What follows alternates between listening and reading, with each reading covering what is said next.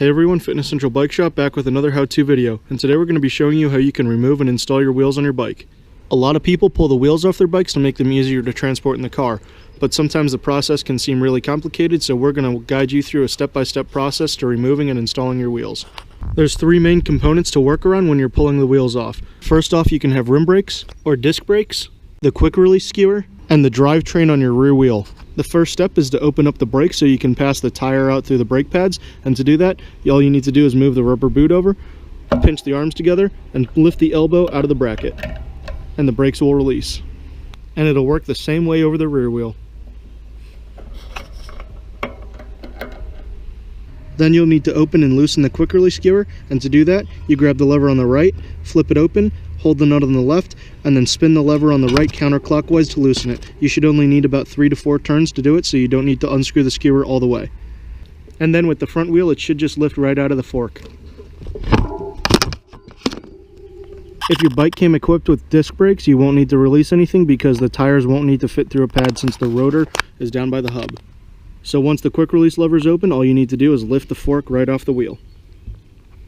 The rear wheel is the most complicated one to remove and install because you have to work around the drivetrain. The easiest way to do this is to make sure that the chain is engaged at the smallest cog on the cassette, because that'll give you the most amount of chain slack, and make sure that the chain is as far right as possible when you're removing the wheel.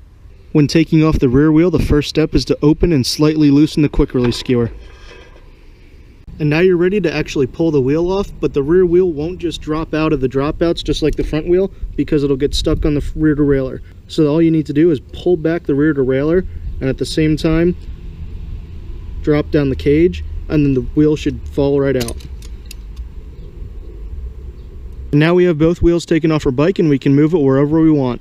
And now to reinstall the rear wheel, you need to move it back into the frame, and then make sure that the cassette in the back makes it between the two ends of the chain. You have the top here and the bottom here, and that there are no wraps or kinks in the chain when you put it on.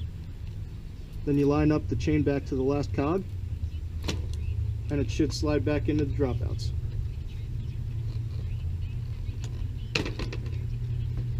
And then once the wheel's properly in the dropouts, we can close the quick release skewer again by tightening it.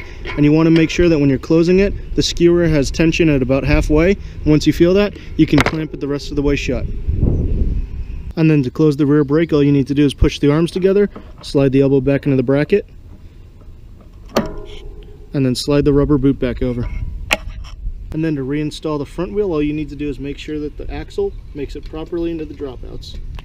Now we can tighten and re-clamp the quick release skewer, and again this time you're going to need to spin it clockwise until you feel tension at about halfway close, and then you can clamp it the rest of the way shut. And remember, if your bike came installed with disc brakes, make sure that the rotor makes it centered back into the caliper. And then we can just close our brakes again. And that's how you can remove and install wheels on a bike. Thanks for watching, and if you have any questions, you can visit us at fcbikeshop.com.